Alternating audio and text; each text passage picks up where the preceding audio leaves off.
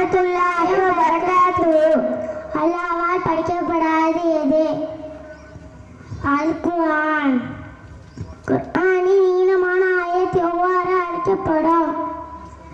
ஆயத்துத்தைன். குர்ஆனில் நான்கில் ஒரு பகுதி என்று அழைக்கப்படும் சூரா எது? சூரா ஜில்சால். குர்ஆனில் மூன்றில் ஒரு பகுதி என்று அழைக்கப்படும் சூரா எது? சூரா அல் இஹ்லாஸ். பெண்ணின் குற்றச்சாட்டுக்கு பதிலளித்து அல்லாஹ் இறக்கிய சூரா எது? சூரா முஜாதலா. குர்ஆனில் நபியின் மிராஜ் பயணத்தை பற்றி பேசும் சூரா எது?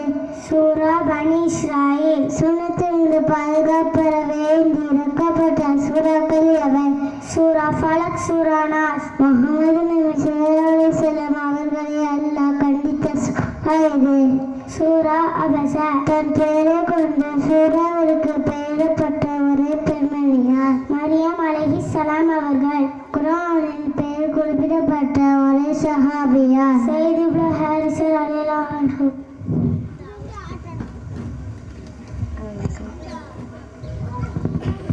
துன்னூன் என்று குர்ஆனில் குறிப்பிடப்பட்ட நபியார்? நபி யூனுஸ் அலைஹிஸ்ஸலாம் அவர்கள்.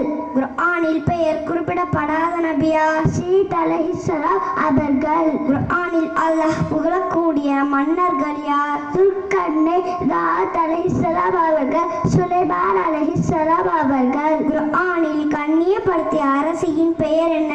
சபாவின் அரசி. குர்ஆனில் உரையாடலில் ஈடுபடும் விலங்குகள் எவை? எறும்பு மற்றும் ஹுத்ஹுத் பறவை. குர்ஆனில் அல்லாஹ் குறிப்பிடும் கன்வகைகள் யாவை? பேரிச்சம்பழம், திராட்சை, அத்தி, வாழைப்பழம், மாதுளை, ஆலிவ். சொர்க்கத்தில் ஆறுகள் என்று குர்ஆன் கூறுவது என்னென்ன? தேனாறு, பாலாறு, தண்ணீராறு, மதுவாறு. குர்ஆன் கூறும் சொர்க்கத்தில் ஆடைகளில் நிறமென்ன? பச்சை. சூரா கஹ்ஃபில் கூறப்பட்டுள்ள 4 வரலாறுகள் என்ன? மூசா அலைஹிஸ்ஸலாம் அவர்கள், ஹித்ர் அலைஹிஸ்ஸலாம் அவர்கள், துல்கர்னைன், குகைவாசிகள், 2 தோட்டங்கள். எல்லாம் அரபி எழுத்துக்களில் உள்ள அடங்கிய வசனம் எது? முஹம்மது ரசூலுல்லாஹ் என்று தொடங்கக்கூடிய 48வது அத்தியாயத்தின் 29வது வசனம். சும்மா அன்ஸல அலைக்கும் என்று தொடங்கக்கூடிய 3வது அத்தியாயத்தின் 154வது வசனம். அஸ்ஸலாமு அலைக்கும் வரஹ்மத்துல்லாஹி வ பரகாத்துஹு.